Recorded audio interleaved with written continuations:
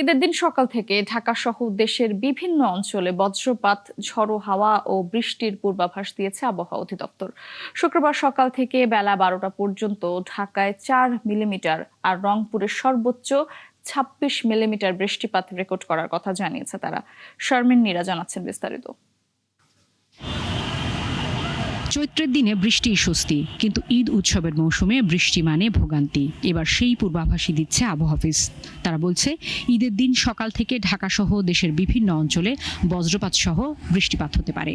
এতে ঈদের নামাজ আদায় করতে বের হওয়া মুসল্লিরা বিপত্তিতে পড়তে পারেন, তাই রাখতে হবে প্রস্তুতি।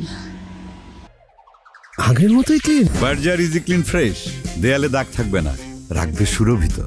আবহাওয়া অফিস বলছে, বর্ষার মতো টানা নয়, তবে থেমে থেমেই বৃষ্টি হবে। মেঘলা থাকবে আকাশ। প্রি মনসুন বা আগাম বর্ষার কারণে ঝোড়ো হাওয়া, বজ্রপাত আর শিলাবৃষ্টিও হতে পারে। তো এই বৃষ্টিপাতের অ্যাক্টিভিটি আগামীকালকে আরেকটু বেড়ে যাওয়ার সম্ভাবনা রয়েছে। সেক্ষেত্রে আমাদের পূর্বাভাসে বলা হয়েছে রংপুর, রাজশাহী, ঢাকা, ময়মনসিংহ এবং সিলেট বিভাগের কিছু কিছু জায়গায় এবং খুলনা, বরিশাল এবং চট্টগ্রাম বিভাগের 2-1 জায়গায় বৃষ্টি, বজ্রসহ বৃষ্টি, সেই সাথে লাইটনিং ফ্লাশের সম্ভাবনা রয়েছে। এই বৃষ্টিপাতের অ্যাক্টিভিটি যে বেড়ে যাবে বা বেড়ে গেছে, এর কারণে আগামীকালকে দিনে তাপমাত্রা কিছুটা কমে আসার সম্ভাবনা রয়েছে, রাতের তাপমাত্রা প্রায় অপরিবর্তিত থাকার সম্ভাবনা রয়েছে। তবে আবহাওয়া দপ্তর বলছে, ঈদের পরদিন বৃষ্টি কিছুটা কমে আসবে আর 23 মার্চ থেকে আবহাওয়া স্বাভাবিক হবে, সেই সাথে বাড়বে তাপমাত্রাও। তা 22 তারিখ অনেকটা কমে আসবে, 23 তারিখ থেকে নর্মাল হওয়ার সম্ভাবনা রয়েছে।